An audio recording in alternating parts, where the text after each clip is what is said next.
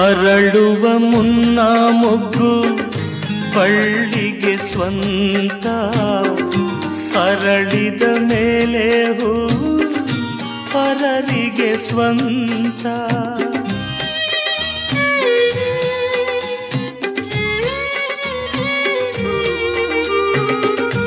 ಹಸಿರಿನ ಕಾಯಿ ಎಂದು ರೆಂಬೆಗೆ ಸ್ವಂತ, ರುಚಿಸುವ ಹಣ್ಣು ಎಂದು ತಿನ್ನೋರಿಗೆ ಸ್ವಂತ.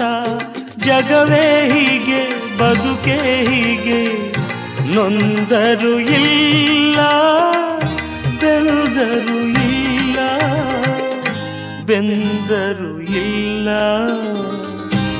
ಆಕಾಶಕ್ಕೆ ಕೊನೆಯೇ ಇಲ್ಲ, ಆಸೆಗೆ ಮಿತಿಯೇ ಇಲ್ಲ, ನಾನು ನೀನು ಬಯಸೋದೆಲ್ಲ